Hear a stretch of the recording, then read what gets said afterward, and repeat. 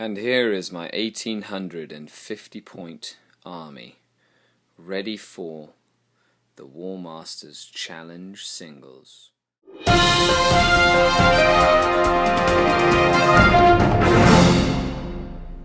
Dark Eldar primary with an Eldar allied detachment. Looking forward to this tournament, 4 different missions.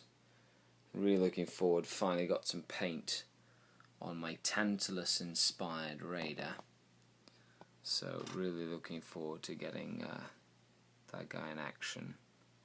It's really looking snazzy. Stay tuned for the action from the front lines.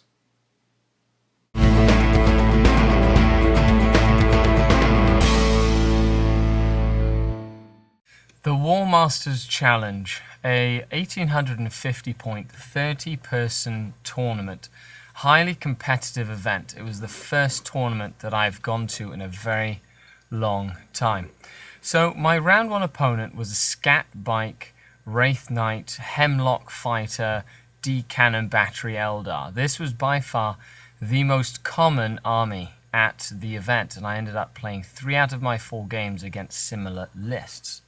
The first mission was a mission with 6 objectives, or 5 objectives, and every turn you could pick an objective from an objective list for each objective you controlled.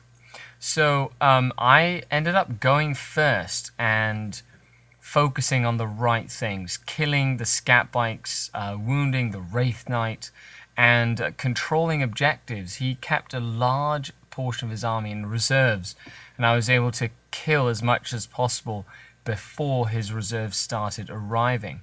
Now, once his reserves started arriving, I took casualties in earnest, but towards the end of the game, I ended up almost tabling him completely and only leaving the 2 Hemlock Fighters alive. The Venoms were by far my MVPs at the end of the game. So going into round 2, I had a massacre under my belt, only to face a Thunderwolf Cavalry Ravenwing Death Star Army of Doom. Now, a very nasty list, but my opponent was a rookie in terms of competitive play. So, some key mistakes in drop pod deployment meant that he ended up creating a wall for himself in the middle of the table, which I then exploited using his own drop pods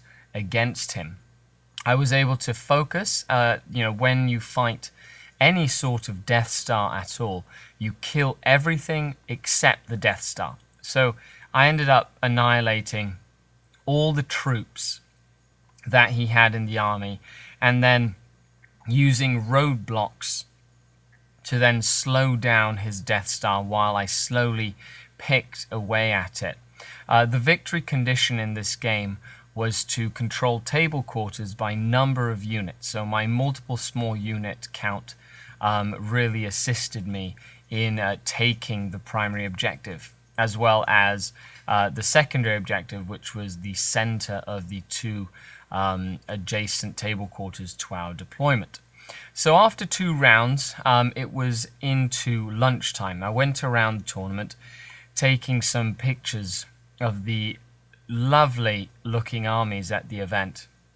There were some good variety. We had some orcs that were all highly converted. It was like the grot killing army.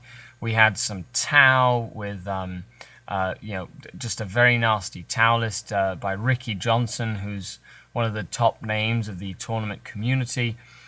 We had a beautiful looking Iron Warriors army. This army won the Player's Choice Award for how stunning the army looked. We also had some of the freebooters representing Jeff with his Blood Angels, who can come down with the Skari in drop pods. Throughout the tournament, he'd said that the Skari were the ones doing most of the damage. And then, of course, we go into the meat and potatoes. We had Scat Bike Eldar with a Wraith Knight and Hemlock fighters and D cannons, very, very similar to my first round opponent's army. And then, oh, guess what? We had more Eldar. This one with Hornets and a Lynx and more scat bikes as well. So, this army looks gorgeous. It's amazing. Just some beautiful hobby work. We did have a Khorne Demonkin army. Lots and lots of Khorne hounds, bikers, Mauler fiends, a bloodthirster. So that was nice to see as well.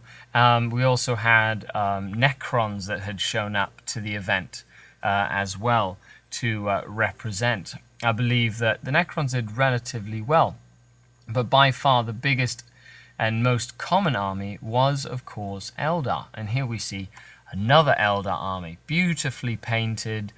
This one featured a Lynx on top of a Sky Shield landing pad, some Hornets, a couple of Death Spinners for some, and some Torrent and Barrage firepower. This is Dan Platt's army. It was a Thunderwolf and Ravenguard army. He ended up winning the tournament, first place, and beautiful looking army as well. Very well played on his behalf. And oh look, more Eldar. This one was a little bit more creative with a battery of Night Spinners, some Cabalite warriors in Venoms in order to get some Webway portal in action in there for the Wraith Guard.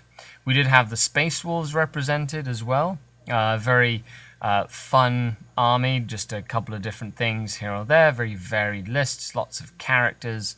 And then, of course, we had more Eldar, which was, not as many jet bikes, but more aspect based in terms of the Bieltal craft world, or at least that's what they looked like. They're painted.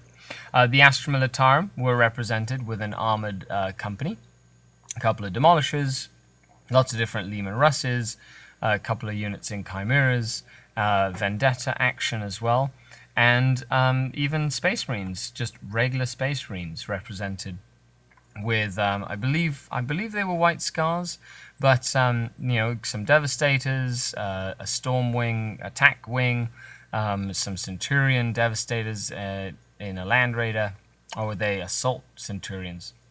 Then we have some more Necrons. This was a double harvest list with the reanimation harvest or whatnot, with some flyers. We had the second place winner at the tournament, Nate, with his Necrons with an allied Imperial Knight that were also part of the event. And then we had a 4 Riptide Tau list, which was quite nasty, to say the least. It was the 5-ace Cadre and a lot of broadsides, and I think it was Farsight, so he had some suits. Then we moved on to my round 3. More scat bikes with more D-weapon batteries. And this game was definitely one of the more tactical games I played against Chris Haynes from Ottawa. And I was able to go first, which was a big boon. I was able to do a lot of damage to his D-weapon battery. And this mission, the objectives unlocked as the game went on.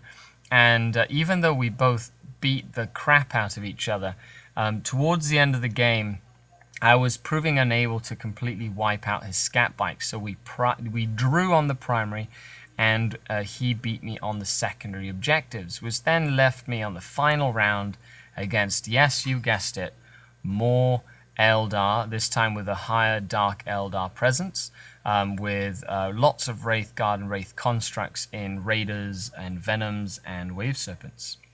My Mandrakes proved very useful this game, allowing me to reserve my entire army, who then came on turn 2 to focus on the targets they needed, while preventing the Wraith Guard from doing as much damage as they could have. In this mission, we drew the primary objective, and I won the secondary objective. And the tournament came to an end, and I had achieved 9 points behind the first place to get second place overall, drawn with Nate Stevens, who ended up winning second place by tiebreaker on sports votes, which means the Dark Eldar had taken third place at the Warmasters Challenge. What a showing. And make sure you stay tuned for more content.